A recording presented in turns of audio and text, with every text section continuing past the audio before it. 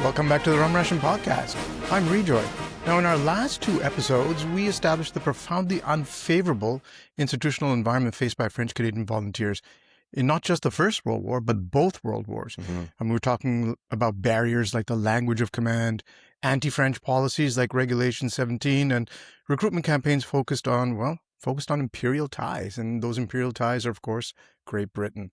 So we concluded that the perceived reluctance, in quotation marks, was often systemic, not patriotic by any means.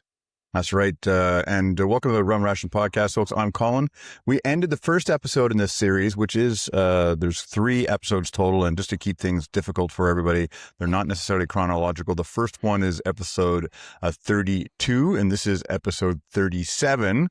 And there's also an episode 36 in there. We're not good with numbers. We're not good with numbers. Math. No. We're infantry. Unlike our guest here, Richard, who's artillery, so he can count and do math. That's a big difference between us. Was not required for us. No. But I encourage everyone to go back to the beginning for this 3-part series, episode 32, titled Shattering the Myth, French Canadians at War, which had a really fascinating teaser from today's guest, Colonel Richard Garon, whose research fundamentally rewrites the history of World War I service. Richard, welcome back. And congratulations on your recent investiture into the Order of Military Merit. Frankly, long overdue, mon ami. Yes, very much. Congratulations. Thank you for having me. And today we're going to be diving into your specific thesis that overturns decades of accepted history about francophone participation in the Canadian Expeditionary Force, or the CEF. Groundbreaking, I would say. Mm-hmm. Yeah, but you know what? It's not even my PhD thesis. It's something totally apart and kind of when I do have time, I work on this. A little bit of a passion project. Well, I think that's an excellent spot to start. It's a fascinating story, Richard, isn't it? And I'd love to get into the specifics of this massive historical correction that you are undertaking. Yeah, Richard, for years, we know that historians relied on certain data points that suggested minimal French-Canadian involvement. And what flaws were there in the historical methodology that led to this profound underestimation of the francophone contribution? Well, one was not by accident or not voluntarily, is that in the soldier enlistment files, there is no place where to write mother language. So soldiers were assumed to be English-speaking or whatever else. So there was never a real research and compilation of French-speaking soldiers during the First World War. So there's no box from the check-off language? Not at all. Got it. And the methodological flaw goes a bit deeper because a first figure was published during the war in 1916. Remember, it was the conscription crisis, that we're starting to talk. So 15,000 numbers was thrown as an estimate. And that number, even though the war was not even ended yet, stuck with researchers and republished that number. There you go. And another one is that people that studied history after the First World War and maybe to this day were looking specifically at the French-speaking units labeled, French Canadian, or some of the bilingual units, and were not, researching the other units. And as we discussed in the previous episode, my hypothesis was that the French Canadians were serving in battalions outside of Quebec. So there is a certain number that was not accounted for. And finally, these numbers were, used in the political fashion to, in the discussion about conscription, because of the political position in Quebec at the time for many reasons, as you mentioned previously, was against conscription. But again, some politicians start using those numbers to say that French Canadians did not enroll and were reluctant to serve and things like that. So it kind of evolved into many reasons into that situation. So there's a disadvantage right out of the gate, isn't there? You can't check the language you don't know. where these volunteers are coming from. So, Richard, for example, if a francophone from Manitoba volunteered, or one whose name might not immediately signal their origin, may not sound immediately recognizably as French, they simply vanished into the statistical woodwork of English-speaking units. They were absorbed, so to speak, were they not? I agree with you, and that's by returning to the individual files that I started, understanding the situation. And I don't know if I told you previously, but I started that project because of the reflection of the cenotaph in Lévis. And some of the older guys from the Legion said, you know that? Can you find the names of the First World War people from Lévis that died during the conflict? Because there's only the names of the Second World War. So I started going through that, and I found like all kind of information. So it became to me a research with the hypothesis that, as mentioned, French-speaking soldiers were serving in other units rather than the traditional ones. And what I did is took a sample of initially 20,000 service files to have a statistic, redundancy to demonstrate my my hypothesis. And then we found out, as you know, the archipelagos of francophonie throughout Canada um, came to light. And let me just talking numbers, especially to infantry guys, might not be interesting. So let's talk about individuals and take some examples. And bear with me; it might be long, but I'd like to give you a few names. So Private George Alexander Brown enlisted English. with 206 Battalion in Winnipeg in March 1916. But looking at the specifics of the service file and confirming the information with the 1911 census, I discovered that he was born in Saint-Benoît-Matapesia, Quebec, a Roman Catholic. Long way from Winnipeg. Yeah. Married to Marie, written Marie, not Maria, in the service file. His father was Joseph Lebrun and his mother Adeline Arsenault. His real name is Georges Alexandre Lebrun. There you are. A few other ones. Private Rolly Ash enlisted with 106 Battalion in Truro, Nova Scotia in July 1916.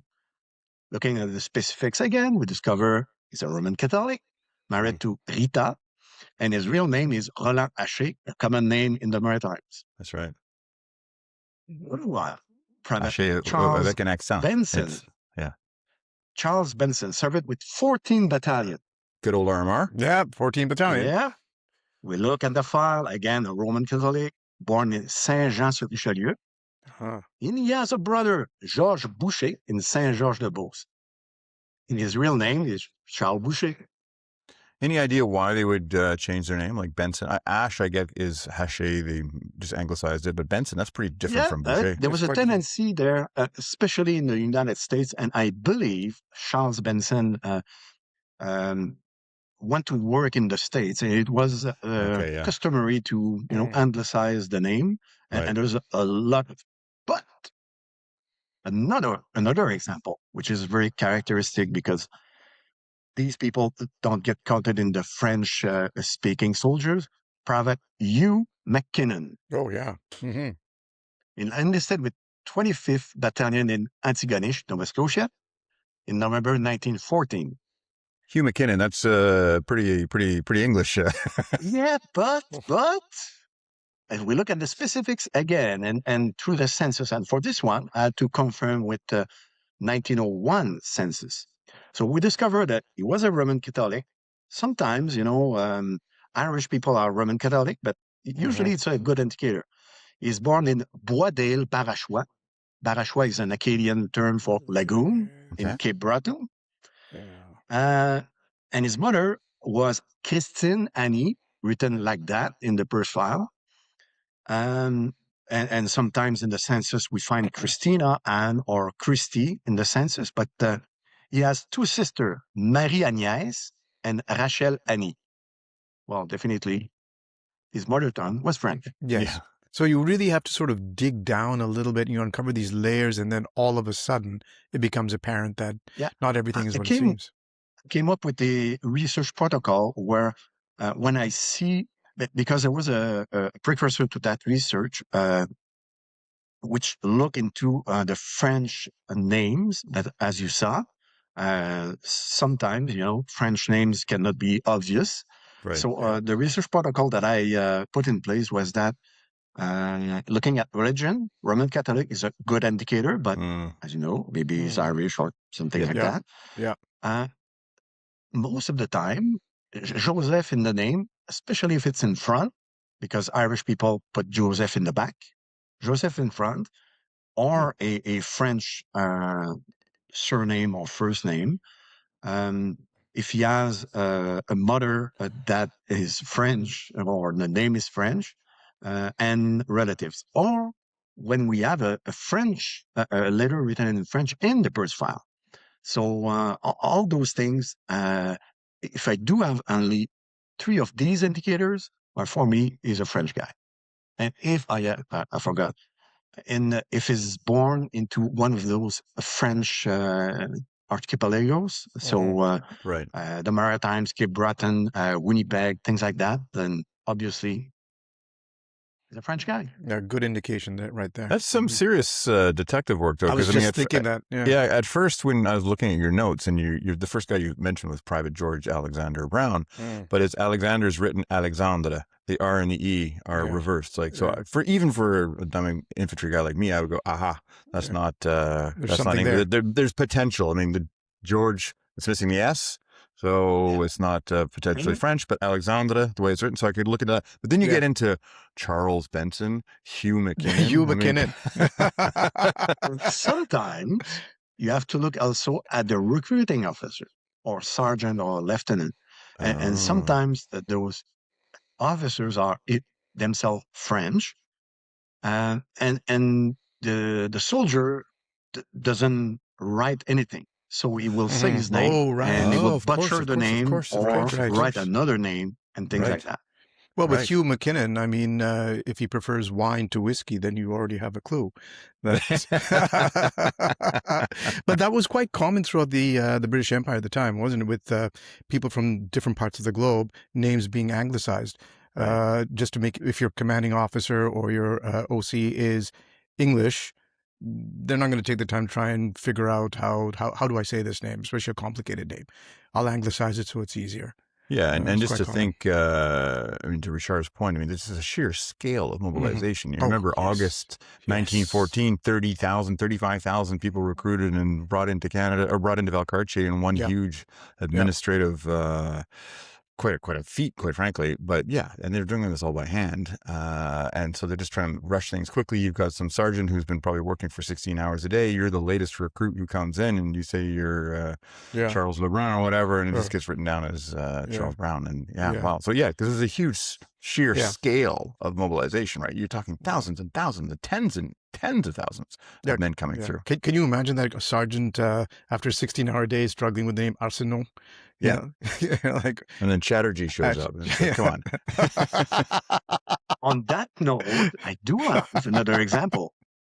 Pravat Arsenault, which is named Allaire Arsenault from Macon Station in Nova Scotia, but it's written Arseneau. Arsenault. Arsenault. So he's missing the LT. Yeah.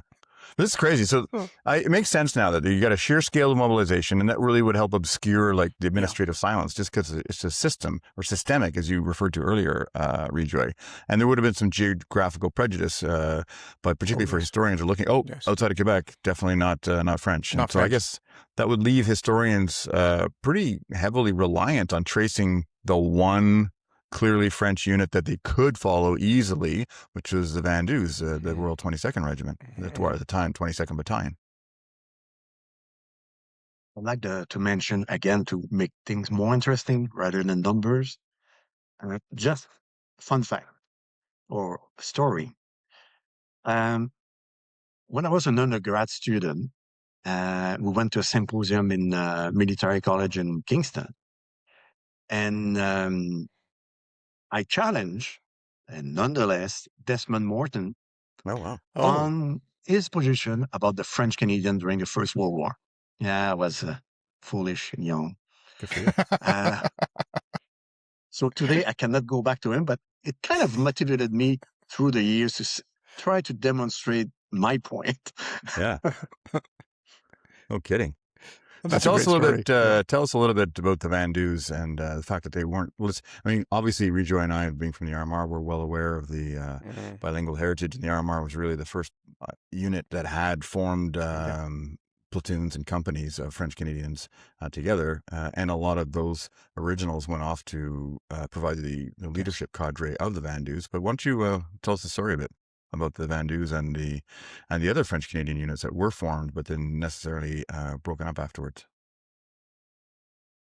Yeah, and something that not always, but that intrigued me because even French people have a love-hate relationship with the Vandoos because the focus on this 22nd Battalion is both understandable, but it's misleading. That's right. Because it became the only French-speaking unit at the front.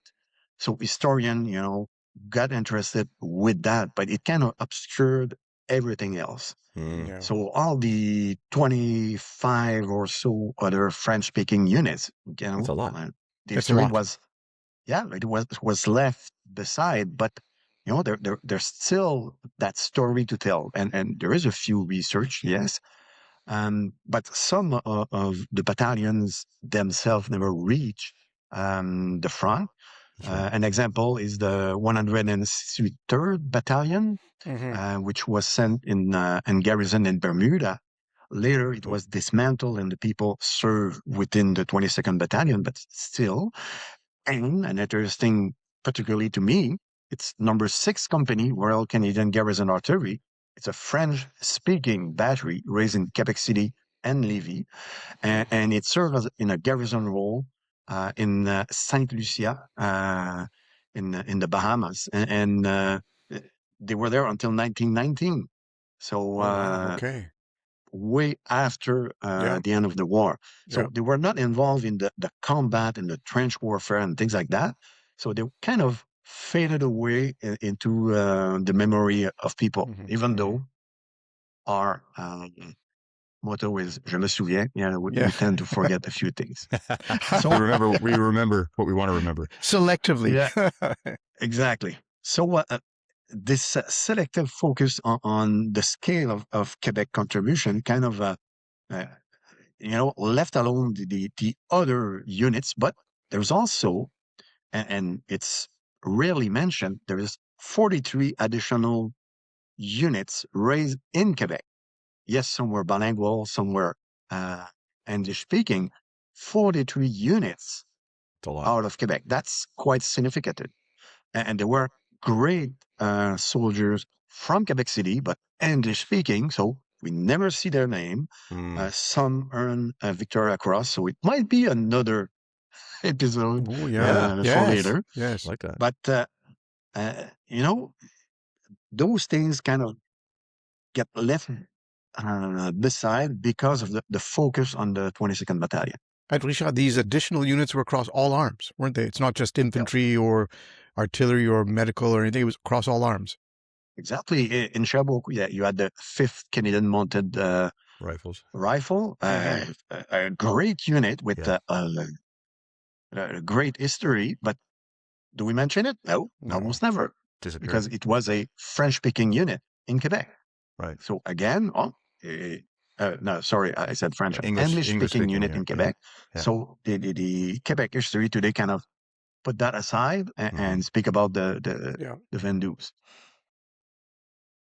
Wow, that's something I know, and a lot of, just for listeners to understand why there would be some simmering resentment that Richard was alluding to, is that these, particularly, like I can speak from some of the infantry battalions that I'm aware of, like the 65e Carabiniers Montréal, now known as the Fusiliers Montréal, proud regiment, long service to Canada, and they'd formed a battalion using one of the RMR's company commanders, Ed Kudbade, which I've got a great story about afterwards, to come back to Canada, recruit, and brought over 1,000+ men, French Canadian volunteers, mostly from Montreal area, and then they were promptly broken up and sent off as reinforcements to the Vandoos and to the units like the RMR, who needed to replenish their draft, because originally 250 French Canadians or 270 French Canadians had come to the RMR, but by 1916, good chunk of them were, the vast majority, quite frankly, were casualties and already gone. So, wow.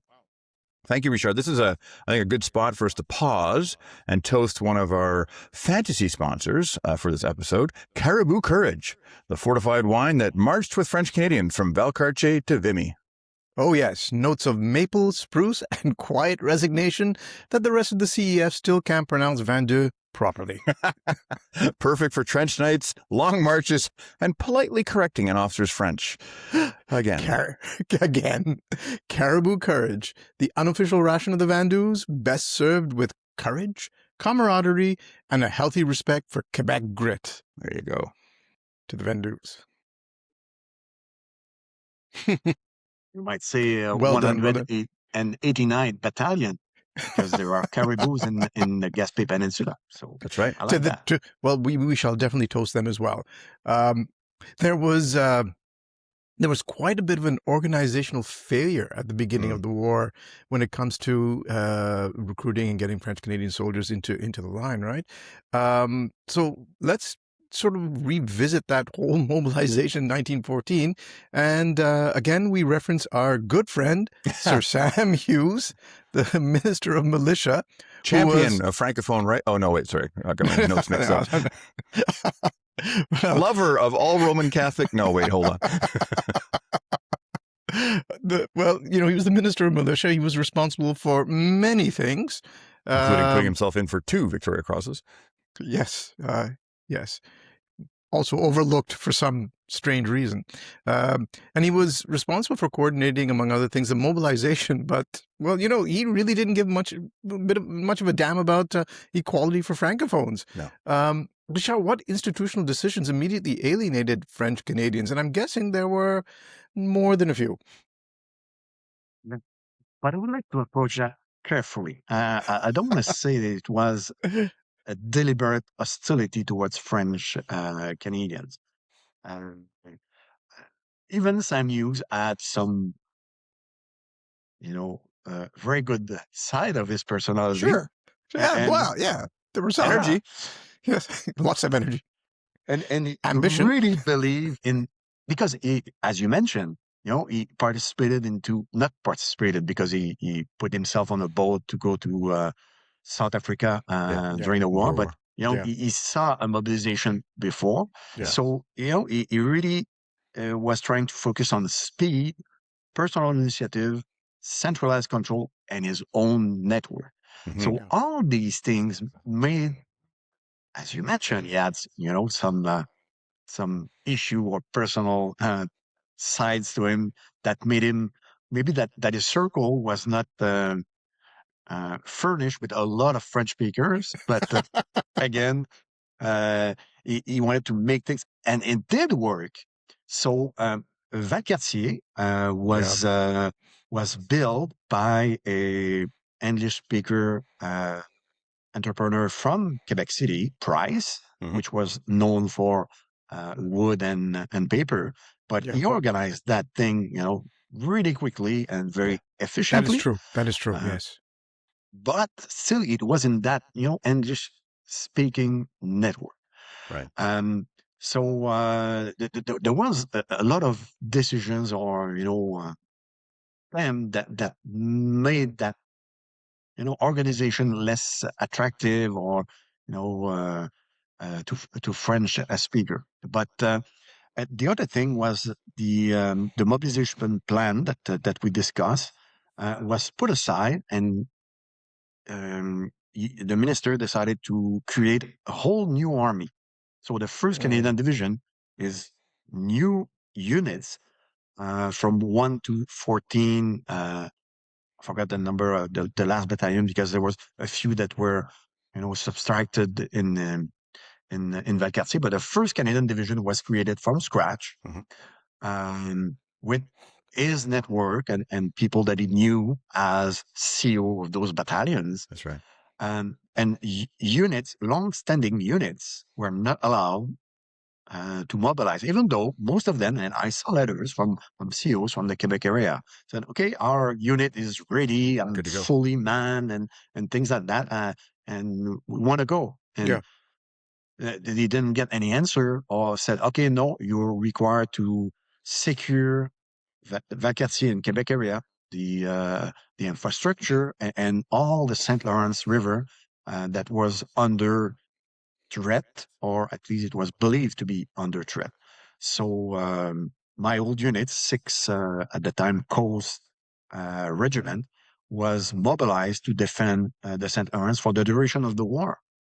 And they were into forts along the St. Lawrence. And another interesting aspect in the book that you see behind, a book that we wrote to commemorate the end of the First World War. I've got a chapter on the mobilization in Quebec and the defense of Quebec. So you had people from 8 and 9 Regiment.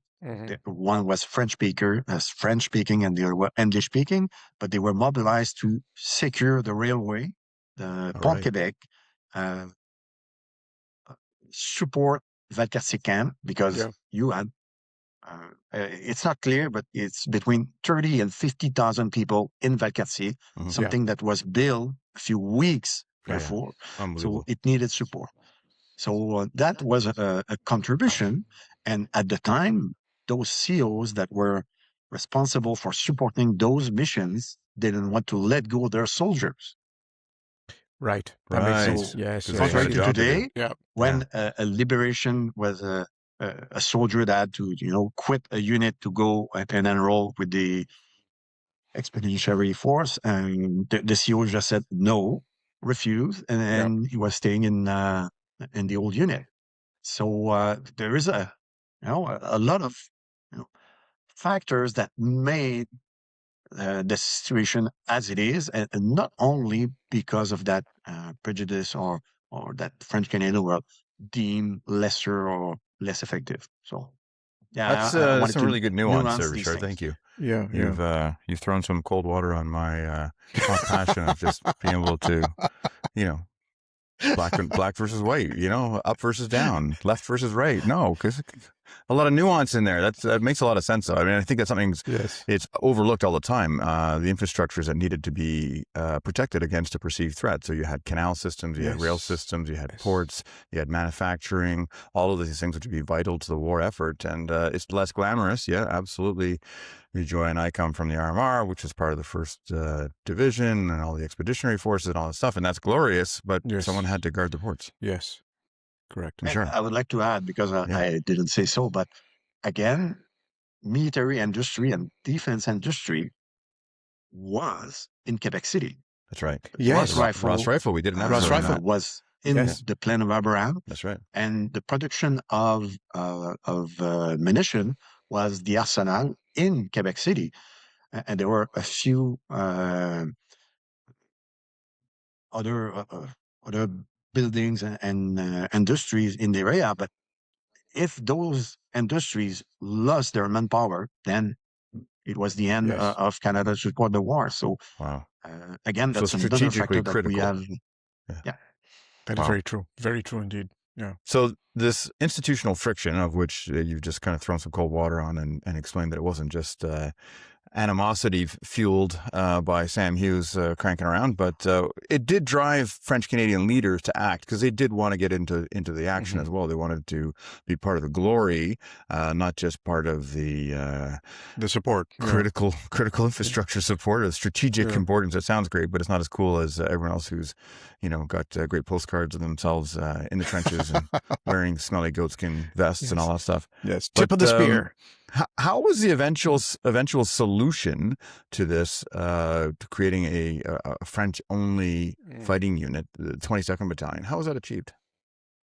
Well, there was a lot of pressure, lobbying, and things like that. But as we mentioned, the minister was kind of, and he immediately crossed over to Britain. So it was hard to reach and Right. had a deaf ear to anything that was left behind because he wanted to command the Of troops course. in the That's right. field.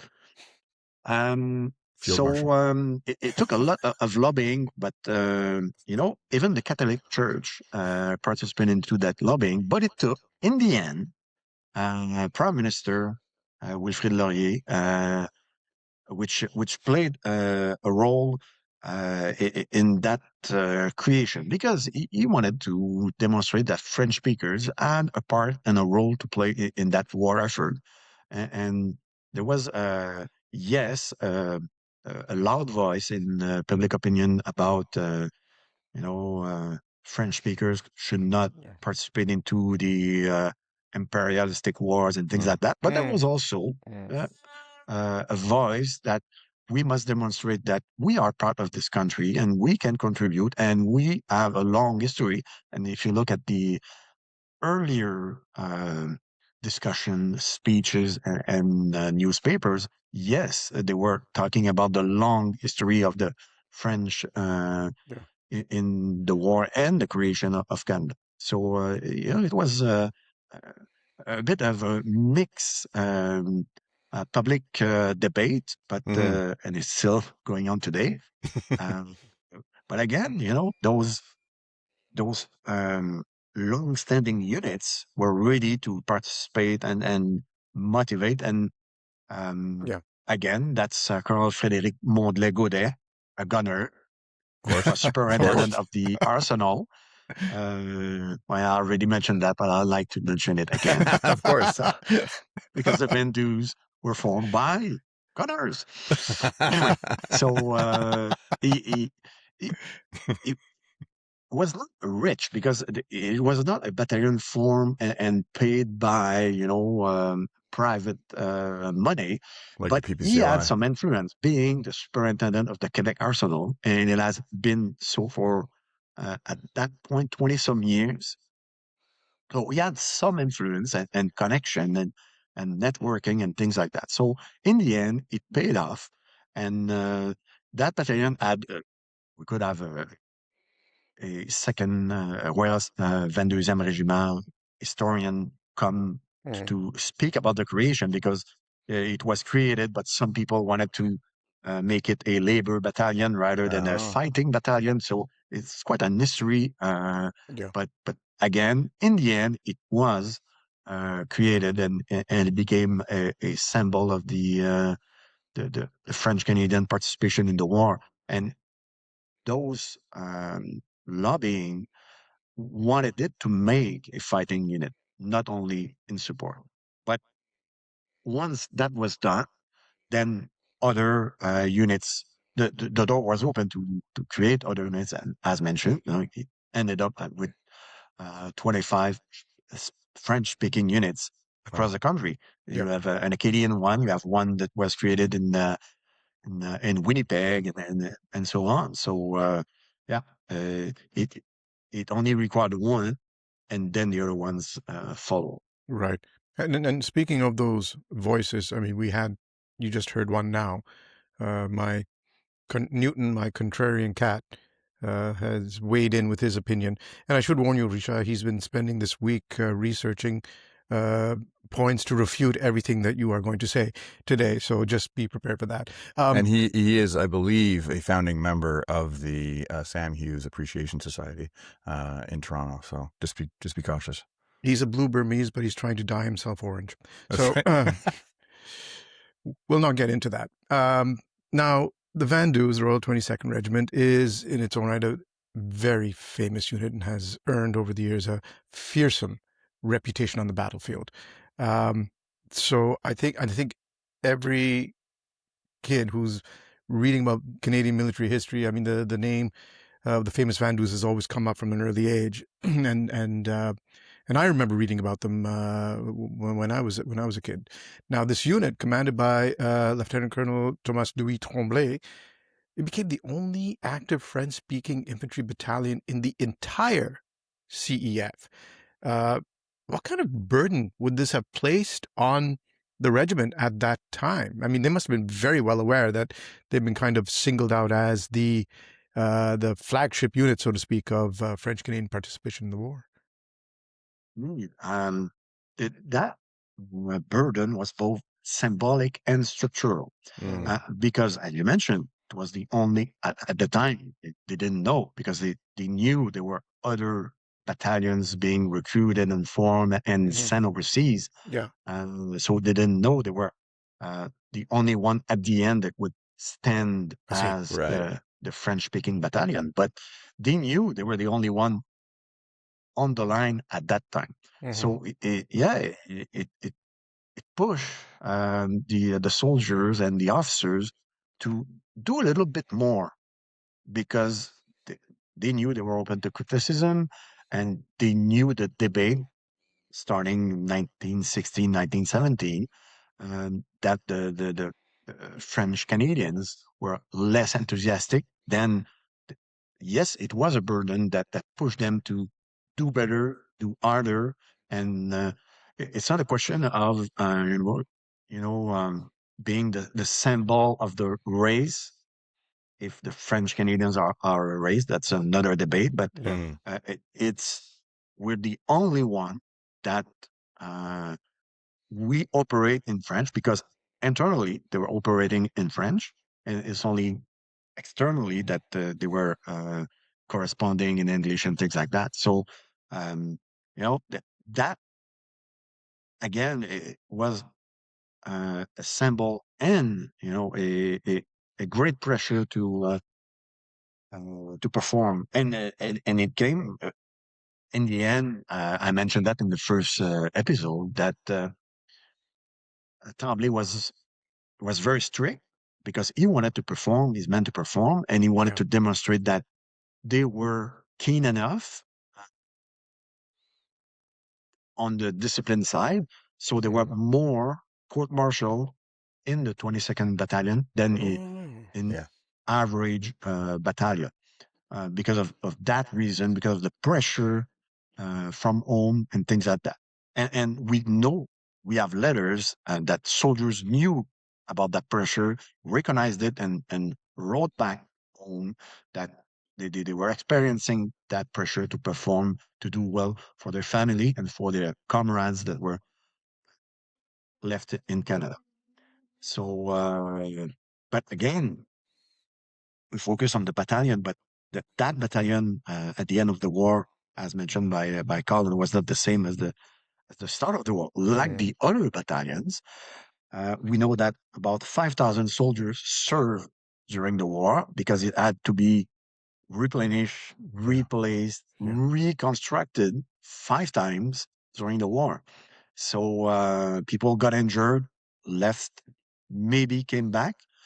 But most of the time, it was the other French-speaking battalions formed in Canada that were dismantled, and people were sent to reinforce that battalion. So, yes, there were, a small group of people that made almost all the war, but it was a different battalion every time they rebuilt, and they had to reconstruct, that spirit, that fighting spirit, that discipline, and that pressure of being the French Canadians kind of became the glue to make them to perform. And the other aspect was that, yes, they were fearsome, because most of the people, like the 189 Battalion, were people working on farms and in the wood as, or fishermen and things like that. So they were used to difficult situation and working hard and things like that. Yes, but it was true for other battalions also in Canada. But yeah. So I guess just you made a point there that made me reconsider. I mean, I knew of the intense pressure that they were under, and also the higher number of military discipline cases and charges. But you made the point that was internal. So they were trying to be more Catholic than the Pope, I guess, in a lot of ways.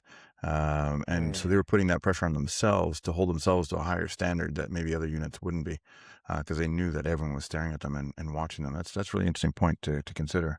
But I guess there was also other pressure, right, to prove their worth. Must have been constantly reinforced when you're overseas, and probably interacting just with the French people in France itself, right? Yeah. Yes. And that's a funny one, because you would think it's a good thing, or maybe not. But again, the answer are always nuanced and complex. So, it's a good thing in a way, because, as you know, most of the war was evolving in France and Belgium. Yeah. So local population, even though it became, customary to have, foreign troops on their soil, things like that, they were really surprised to see, British troops speaking French. Yeah. And you're a bit behind the line, in Normandy, because the French that French Canadians were speaking at that time were pretty much similar to the one in Normandy. And that's the original place where most of the French Canadians came during the French regime. So they were really surprised by that, pleased at some point.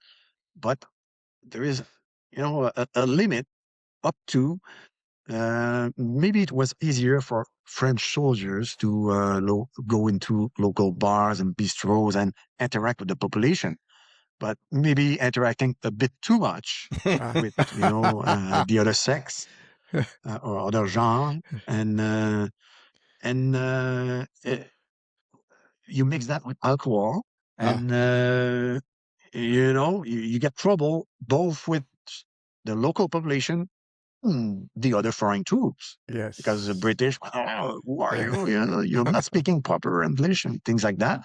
So there are documented cases, MPs had to clear bars, injured people, fighting, and even some death.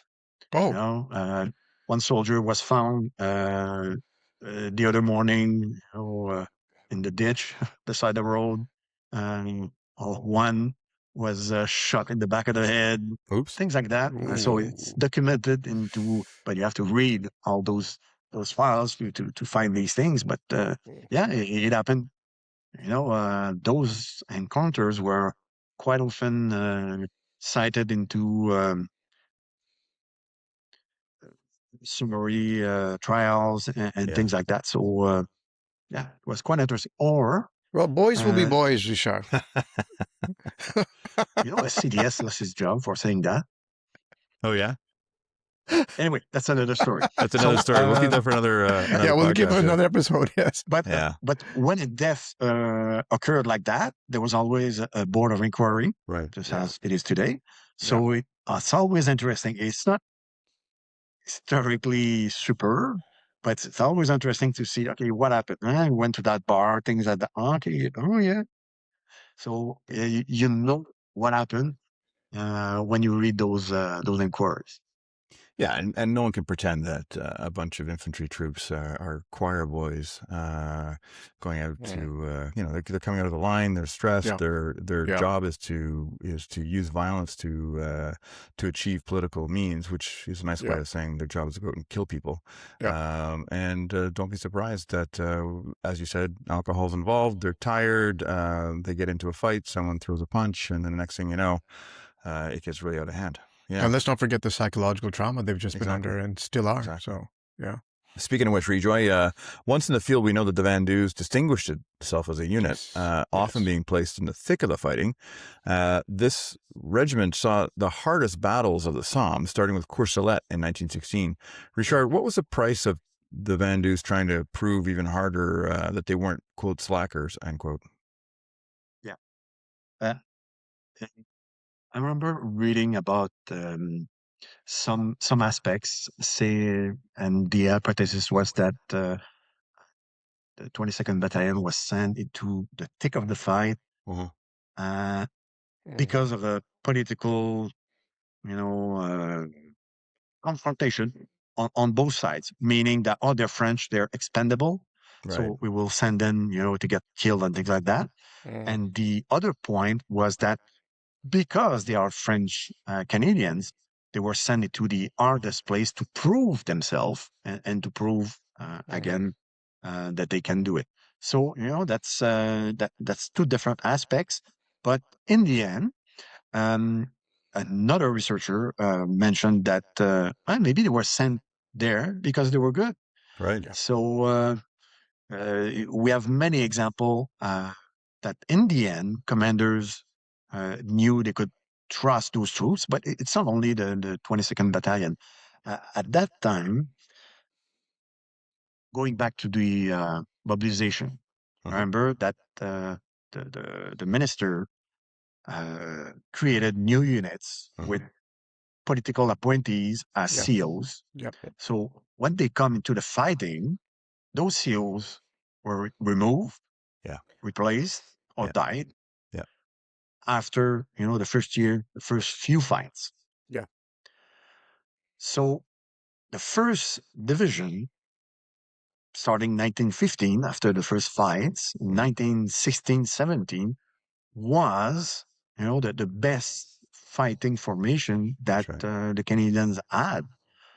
Even though the 2nd and 3rd Battalion came in and political appointees were less at that point, but still. And reinforcing this, people that were, example, injured during the first few battles in 1915, let's say a soldier was injured. He went for 3-4 months as to recover. And it became a policy to look at the people that did well and that potential. And they, rather than the British, it was not that common, but the Canadians took those privates and corporals and said, okay, you can become an officer and become a lieutenant and a captain. So it became known within the Commonwealth that the Canadian and the Australian did that eventually also, that they had more, not professional, but more experience. And apt commander than other formations. Yep. So the 22nd was was in the 2nd division, but it was one of these units that said, okay, we can depend on it. So we can name all of them: Somme, Vimy-Ridge, Passchendaele, 100 Days with Amiens. We could name them all, but it's another episode by itself. But don't forget Hill 70, which we produced an episode on. Yes. There we go. But that's the cause. And Colin already mentioned that that Tremblay was probably aware of that. He knew the price to pay, and in the end, since we already mentioned that a few times, since they were putting themselves that pressure, the cost was terrible, and we mentioned, the unit was wiped out 5 times during the war. Ooh, so 5 times. Again, it's not uncommon. Several battalions were the same. 14 Battalion was probably 4 times also. 6,500 troops went through so about 6 times, 6.5 times. So, I've got nothing more interesting to say on this because the pressure was so great that in the end, yes, they paid the price with lives, and most of the French Canadians that served in that battalion were injured not only once, twice, 3 times, and a lot of them died. Yeah. But Courcelette, I mean, that original question I had about the Somme, I mean, it was crazy, right? I mean, the battalion went in about 800 men, I believe, and at the end of the day, there was like 188 who answered the roll call. That's crazy numbers. Yeah, exactly. And those examples, are numerous because, and not only the 22nd Battalion, other battalions also, but, we should make a special episode on one battle and go deeper If you want to know more about the specifics, Amiens would be a great example, or any other. Think, pick one, and we can, drill into it. do Really a dig deep into it. dive on Yeah. one. Oh yeah, Yeah. Because they at Courcelette in particular, they held the line under shattering artillery fire when other units around them fell back, but the the Vandoos, the Royal 22nd, held the line regardless. And they did that not only there, but they did it at Vimy Ridge, Passchendaele, later during the 100 Days when the front was broken and the advance was made. They were really at the forefront of it all, weren't they? these examples are very, extraordinary, but not uncommon. Something different, though, is the trench battle and raids during the night. Mm-hmm. The Vandoos were very effective and Yeah. renowned for that. So they would make, stick, shovel, knives, anything. Some would back again from the 1 in 89 a battalion that was dissolved to have people in 22nd Battalion had First Nation origin. So they would build tomahawks and they would disguise themselves and raid the Germans, and they became something to be feared Yeah. for trench battle. Yeah. And that Yeah. we don't have the larger count because there were 100 of those small battles, but 10 guys or some raids would have up to 100 people and reading part of the trench line, and they would clear that line, but obviously they couldn't expand and exploit and Right. become a larger battle, but it became something of a psychological effect on the German troops. I can well imagine that, like the Germans seeing the Vandoos coming over at night with tomahawks, the New World savages, so to speak, like, oh my God, Didn't Pierre Burton write about the Vandoos in his book Vimy on Christmas Eve, going over and stealing, killing a bunch of Germans and then taking the rest as prisoner to carry back the German Christmas presents the Vandoos could open. Well, we've been talking about casualties and how, well, for the 22nd, I mean, suffering 75% casualties in a morning was not a unique experience. You've got kind of like what happened to the Newfoundland regiment in the Battle of the Somme, where their first day was an incredibly tragic experience, wasn't it? And it's I mean, the Royal 22nd had similar experiences. Like, for example, I think Regina Trench. That was an interesting little snippet out of the history of the regiment as well, wasn't it? In fact, you probably know more about that than me. And you could expand on that. But one thing that I would like to add on this one is that you had a cost not only on the battlefield and reorganization, as you mentioned, in October 1916, the numbers, was the battalion was wiped twice in a week, but the price was also going back into a mobilization scheme that it had a social impact. It eventually a political impact, because if you get wiped out, and that battalion, the initial 22nd Battalion, was raised in the Montreal area, but later it was by areas. Saguenay-Lac-Saint-Jean had a battalion, Gaspésie, Bas-Saint-Laurent had a battalion. So when you get wiped out, and the same experience is said for the battalions, but you get 4 or 5 brothers or cousins that disappear. That's right. And then the family see and can feel the horror of war. And then it becomes, maybe I will not send another son, another cousin, a father, things like that.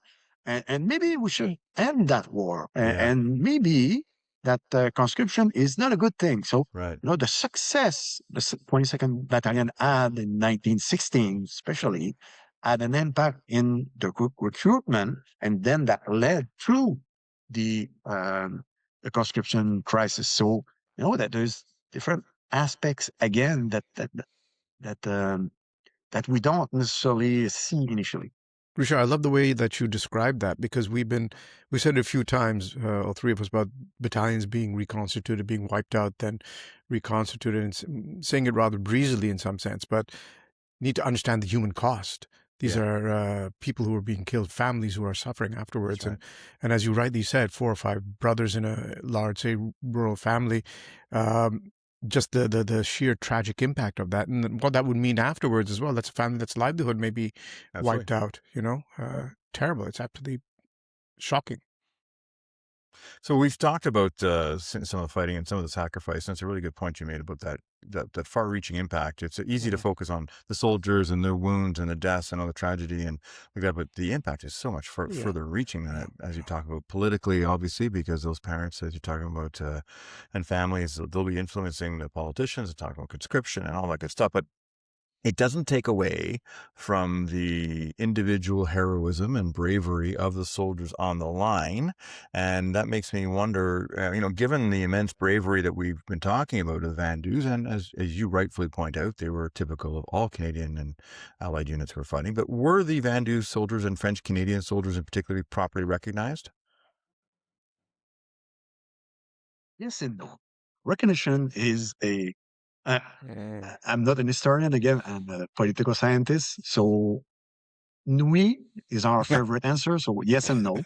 So, recognition is a complicated issue. Yes, there are several cases where soldiers were really brave, loaded, and it was seen by people, uh, and 22nd Battalion as other battalions, but the system was not perfect, Mm. and it came, our administration can be heavy and difficult and unflexible. So, you required, to tick, the good things. You had to be recognized by an officer. You had to be, Yeah. pushed over and supported. Your brigade and divisional commander had to support that thing. So in the case of Major Arthur Victor Roy at Courcelette, which is another great battle by the 22nd Battalion, he would certainly, probably, would require Victoria Cross to support his actions. But the witness were soldiers from the troops. There was no other officer. He was the only one left. Oh, okay. So he didn't take all those things, and he was put aside just because of that rigid system. And again, we're talking about the British Army or British system at the time. If we think that it was rigid today, well, 100 and some years ago, it was, very rigid. So those Victoria Cross were by design, but Right. still, and the French Canadian is a good example.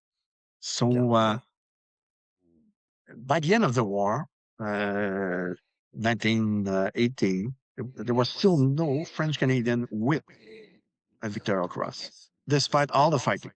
Wow. All the good recognition and things like that. There were Victoria Cross by soldiers from Quebec, but English speaker. So there was some kind of pressure, and some people would say then Joseph Cable maybe didn't deserve it, but still, if you compare to others, yeah, he did deserve it. But in his case, it is interesting, Joseph. And I pronounced it in English. His real name is Joseph Keb. Right? In Metapedia, we pronounce Keb, not Cable. Anyway, that's another story. It's German origin, but they're French speaking for Yes. generations. Yes. So they kind of transform the name Keb. Alors, So initially, he was awarded a military medal for his action. And later, he received a Victoria Cross, reviewed and things like that for the same action. So some people said, oh, maybe he didn't deserve it because it's thing like blah, blah, blah, blah. Yeah. But again, maybe they reviewed it and say, yeah, did deserve a Victoria Cross rather than military medal. Maybe there were political pressures to, we need a French Canadian with a Victoria Cross.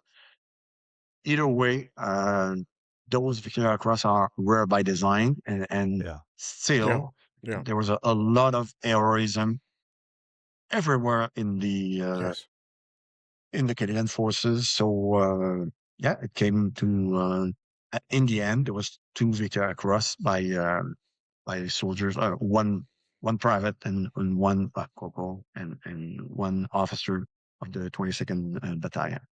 But your point about the rare by design is quite accurate, because I just checked it out here. There's only 64 Victoria Crosses awarded to the Canadian Expeditionary Force.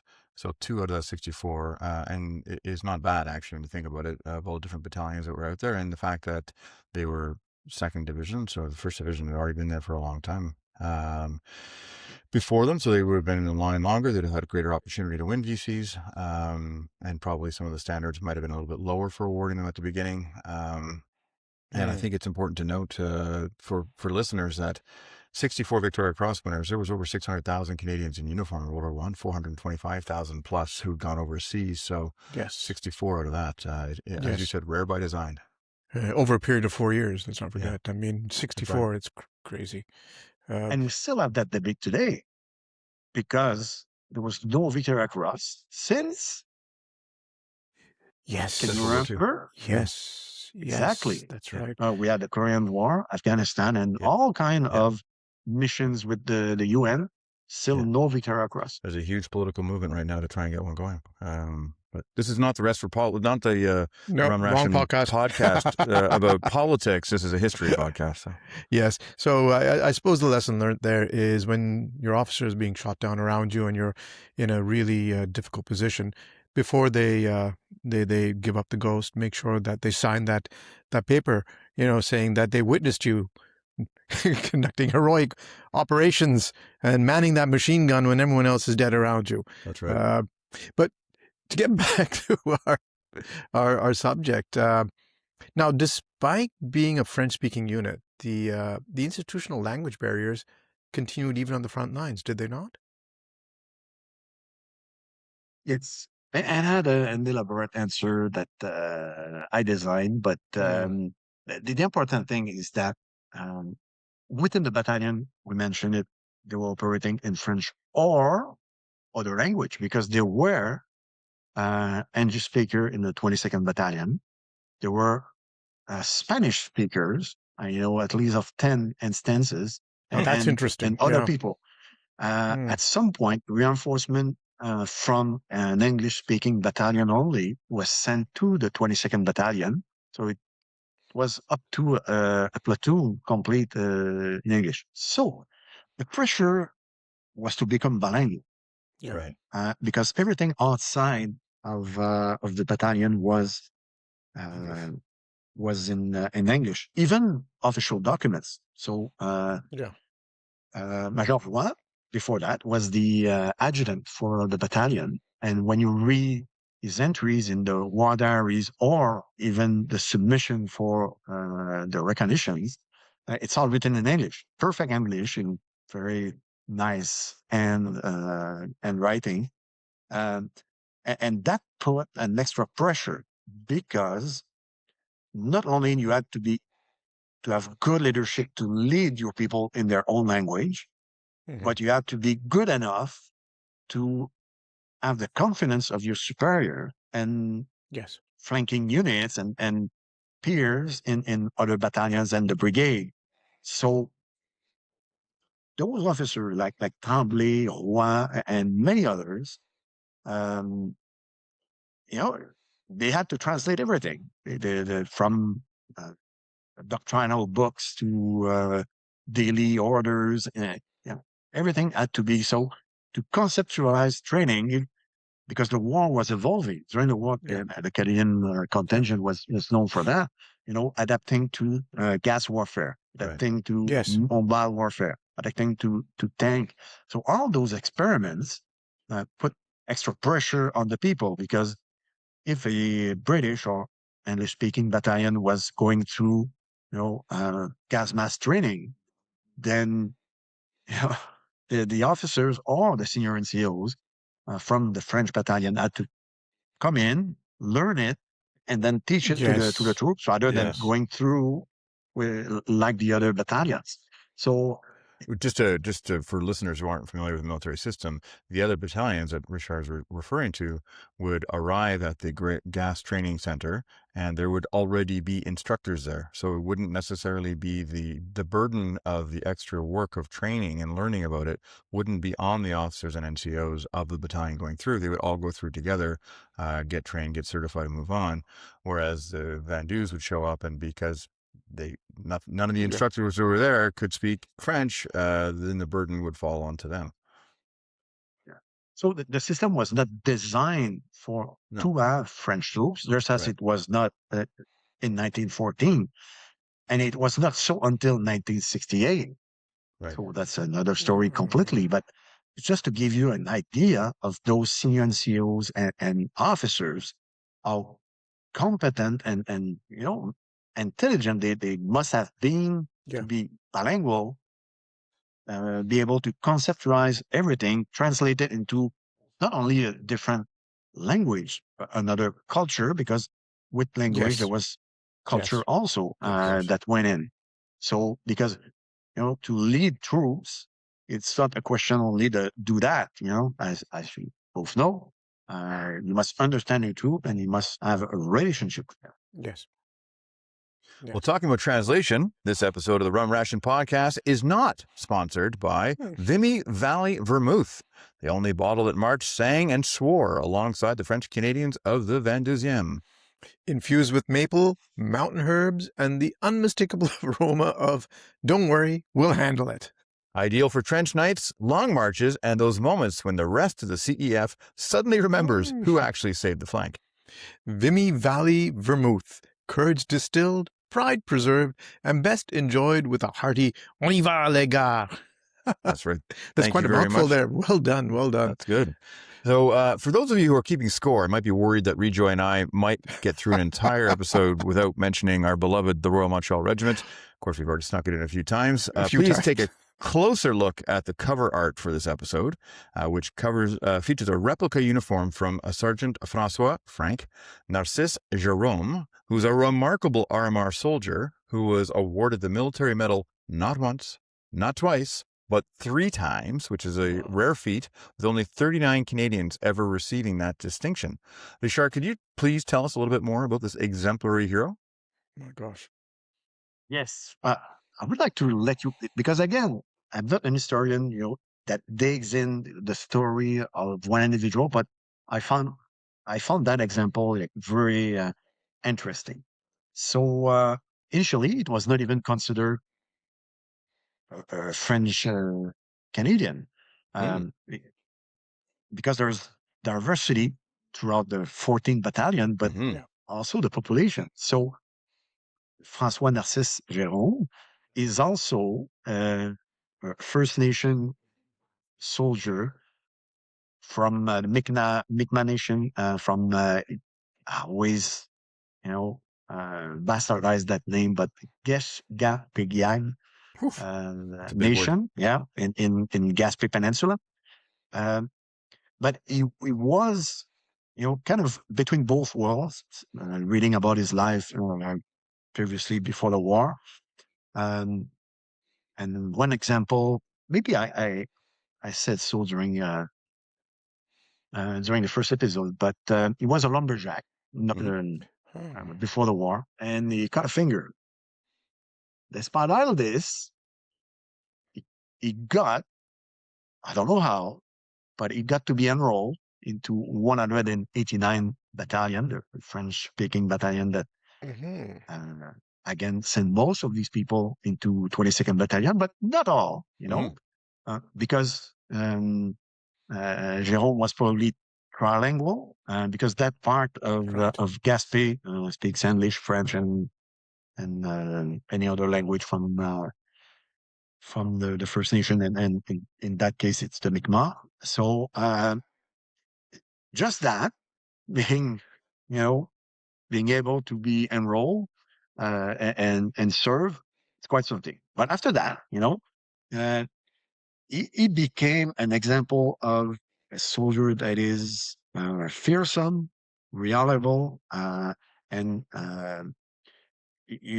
always under fire, and he survived the war. Yeah. That's incredible. Injured three times, sick. He got the Spanish influenza at the end of the war. Survived that. He died a bit later on, but he got poisoned by gas. He got everything. And despite all of this, he got the 3 military medals. So one of the citations is showed complete disregard for personal danger while ensuring vital message reach the front line. So meaning that, bombs were exploding all over the place. He got the message to make sure that you see that in movies, they don't get slaughtered at that time. But at some point, I recall reading that he got injured again. It's typical, and he could have been a Victoria Cross, but at that time, it's rare again to have a Victoria Cross. So he got injured in his leg, carried on, leading a section and all the remnants of his fellow soldiers, and pushed back not once, but I think it's 3 times counterattacks by German forces. So yeah, that guy was just, as you say, awesome. And there is no existing picture of the guy, Right. Oh. that we know of. So that's why you have a replica of the uniform, but not of still the we man. don't have a picture. Maybe we can find one eventually, but known at this point, yeah, we don't have him. Yeah, So, I know that's it. Ament Egan, who we've had on before. She's the assistant curator at the Armor Museum, and she's been looking hard. She's really good at social historian and finding these kind of images, and she couldn't find anything for certain draw. So this is great, Richard. Now let's get to the true core of your thesis, which are the definitive numbers. So after reviewing military records and compensating for the methodological flaws of previous generations, see, infantry, we can't even talk about counting. What is the corrected estimate of French Canadian service in the Canadian Expeditionary Force? Yeah. So it's not a definitive number, but at this point, I would say that at least 76,000 French speakers, and that would include people from France and Belgium that migrated to Canada, serve in the Canadian Expeditionary Force.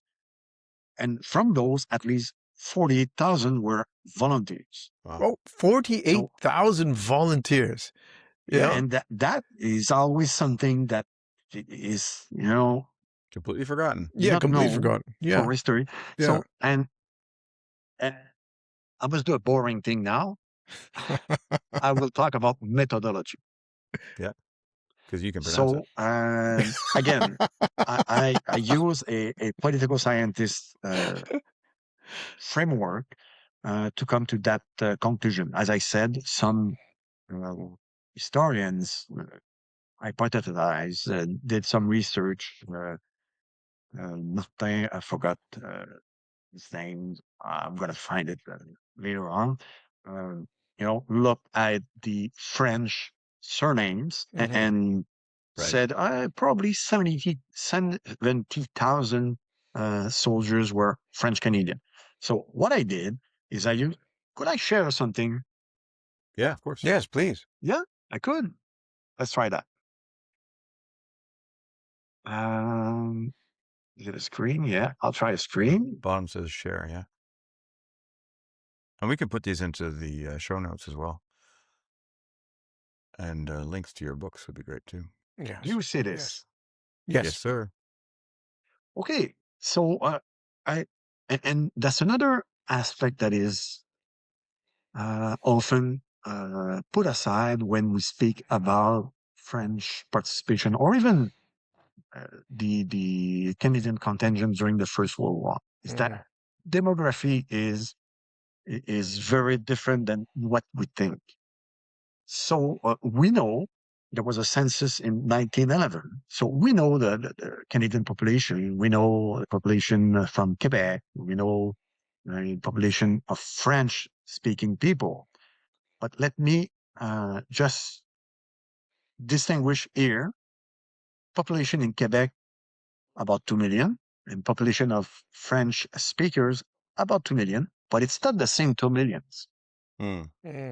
Half the French speaker were outside of Quebec. Wow. And that's what you see, the green spots everywhere in Canada. Those are the French speakers, and the bigger the circle, the bigger the concentration of French speaker. So in 1911, there was about 1.2 million French speakers in Quebec. So the rest are Anglophones. It's not the case that the proportion changed today, but it was the case at that point. There were in Ontario 500,000 French speakers, and in the States, 700,000. Wow. And that's something we often don't know or notice and things like that. Well, actually, we know, just bringing the RMR back into things because that's what we like to do. The first KIA, the first RMR who was killed in combat in World War I was an American. Huh. There we go. So, and going on this, during that time frame between 1911 and the war, we know that about 250,000 people from Quebec, French speaker, went to the Western provinces because they were just created in 1905. So there were, farms to be exploited and things like that. We know also in the same time frame, 1.6 million people came from Europe to the Western province. Wow. Remember, the population is 7 million, 1.5 million came. That is massive. quite something. That's significant. Quite something, yeah. So the proportions were kind of transformed. So in 1915, there's no census for 1915. The next one is in 1922. So I estimated the numbers so that the population in 1915 would be about 8 million. Quebec, 2.2 million, and you have the proportion. So the interesting thing here is those proportions, 28% about, French speaker and Quebec people. But those proportions would, reemerge during the creation of the expeditionary force. So, in the population would be 25% of the population would be born outside of Canada in 1911 and about 24% in 1915. So the proportion that did not change a lot, but still. So, sorry, I should have, there we go. So those proportions, we take them back again. And what I did is sampling different battles, through the years. And let's say that I stop those samples before the conscription crisis. So those people will be all volunteers because there's no conscript before the crisis.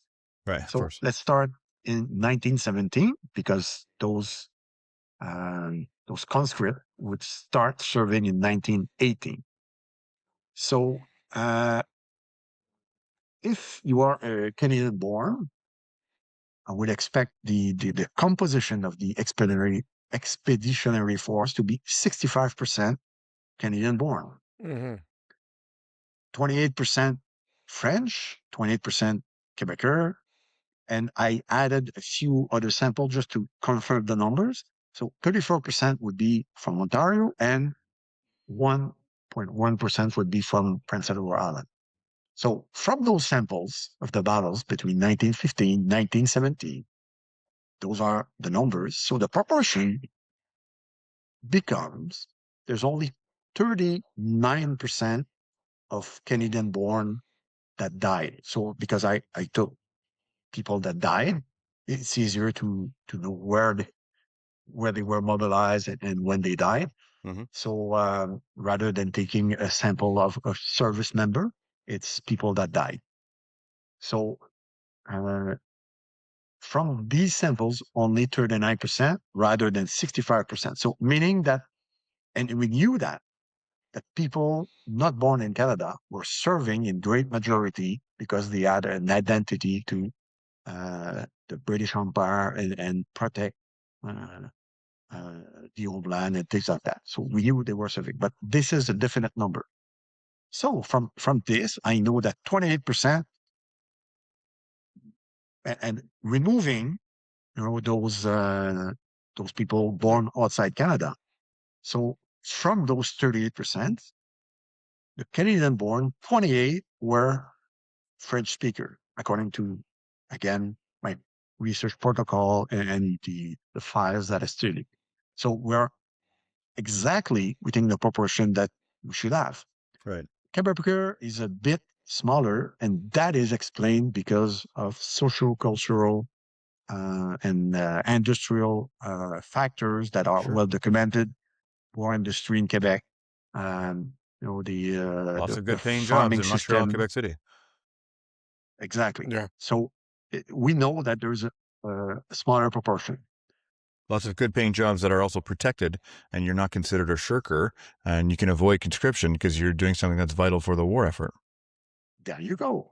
And you see the same thing. Proportion is a bit different from Ontario, but still you see that Ontario was also industrialized. It's a bit lower, but almost 34%. So yeah, numbers are quite good. And then Prince Edward Island, there is a bit lower than what was expected. So still those numbers make sense according to the population that I described because there were population movement. So if we take the after the conscription and we include all this from 1915 to 1918, and from that research, I know that you don't really like numbers, but we see, from the 1915, the proportion of Canadians decrease every time. The Canadian born. Sorry, the Canadian born proportion increase and the proportion of people born outside Canada decrease because there's a change in the Canadian Expeditionary Forces after the initial recruitment of the 1st Canadian Division. The 2nd Division is more Canadian, the 3rd is even more, and things like that. So at the end of the war, 45% of the soldiers are Canadian born. So it's a bit more than at the beginning, but still less than the 65% that should be expected. Mm-hmm. French speaker are 30%, and we expect only 28%. So definitely French speaker did their share. And then some. And then some, yeah. Yeah, exactly. Quebecers a bit less than expected, 21 rather than 28. And people from Ontario did their share also, almost 38% rather than 34%. And Prince Edward increased their numbers, still close to their ratio. So those are the numbers. And in the end, you see, I have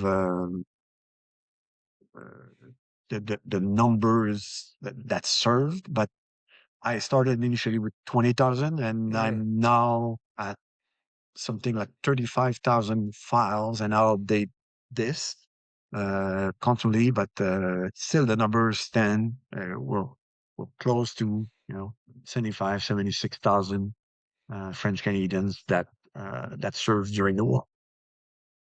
Quite amazing. That's amazing. Thank you for walking us through that, Richard. Yeah.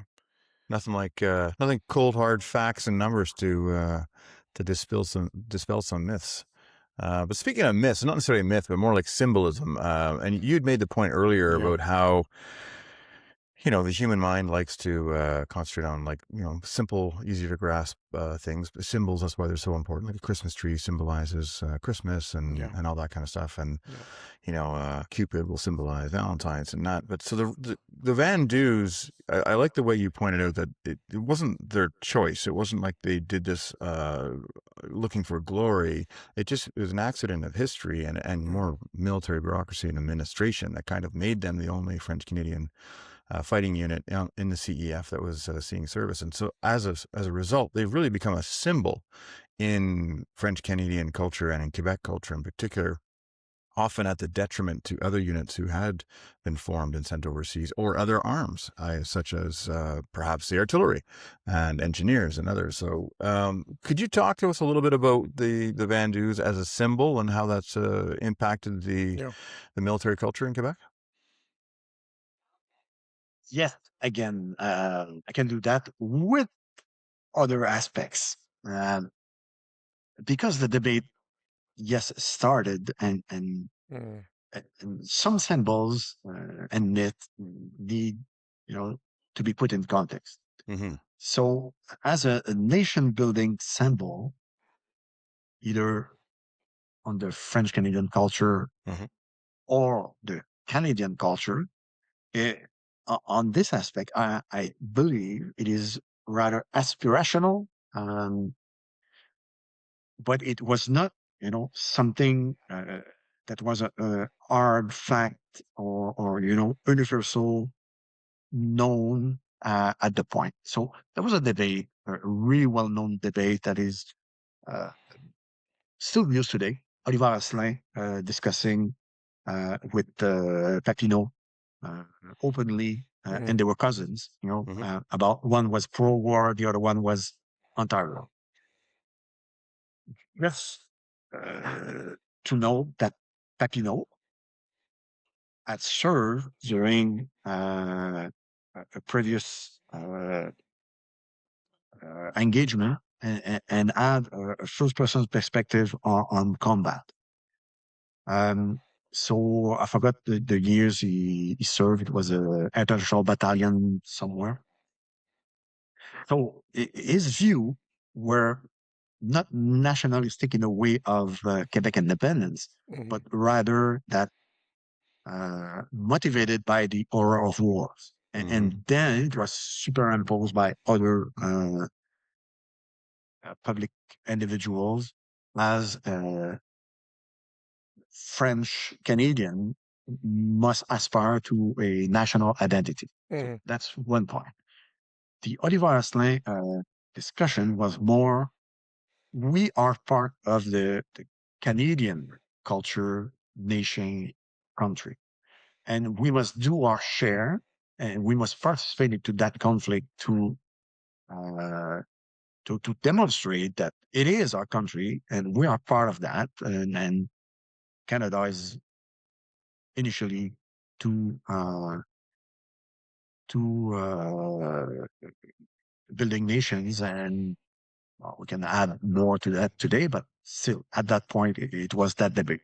So there was no single view about the 22nd Battalion was the French representation, the French Canadian representation of the national aspiration, and it was not also created or used or even motivated by we must be a national identity as in Quebec or French speaking nationality.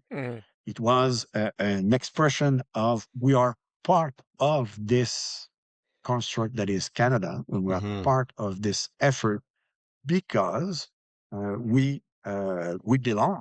This is our country. So it's kind of two different views that are still debated today on in the public. So as we say in political science, we have layered meaning or sense to that symbol of French or national identity.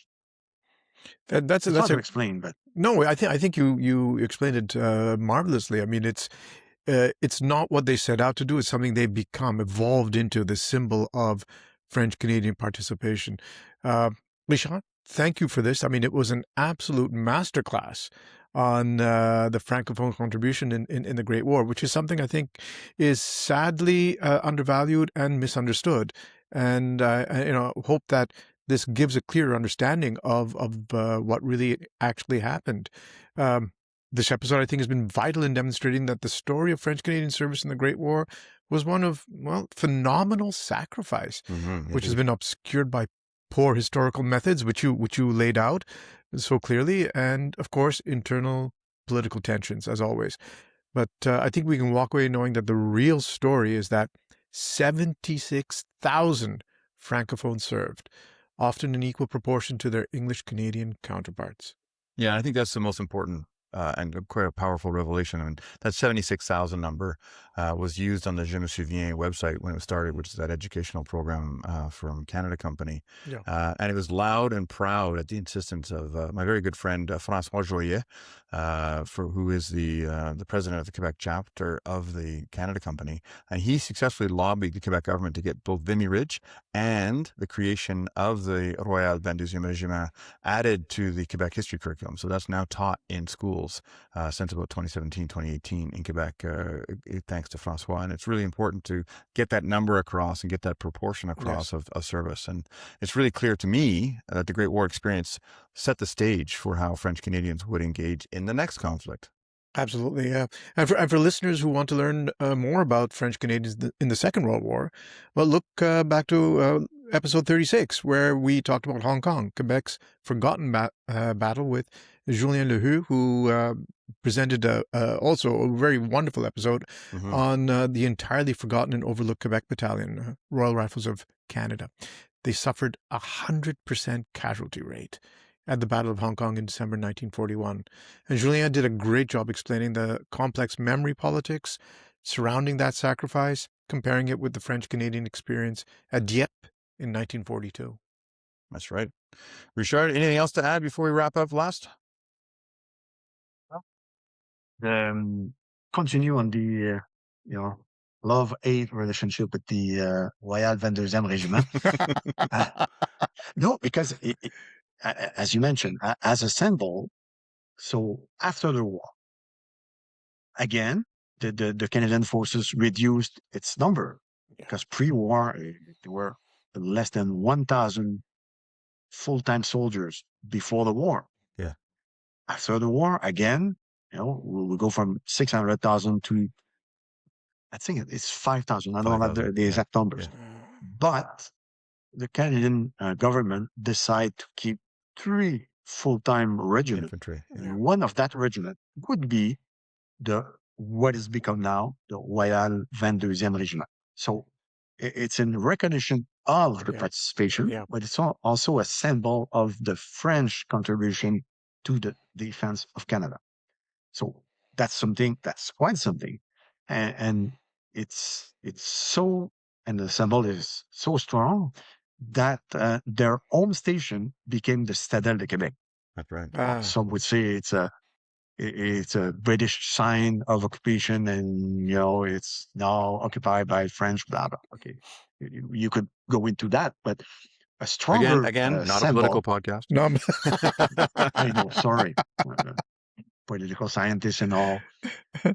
So, but the symbol is also very strong because that part, the Citadel, was created, only at the end of the British regime, but there were gunners present in that area from the French regime. And that was Citadel, a fort, so the guns, and that station was manned by gunners since the Ancien Régime. But with the arrival of the Royal Vandoosian Regiment, that home station disappeared. The gunners were kicked out. And that part of history, the long-standing relationship between Quebec City, the defense of the Guadalajara, and the French participation into that, because B Battery, which was one of the first unit of the Canadian Army created in 1871, B Battery was in Quebec City.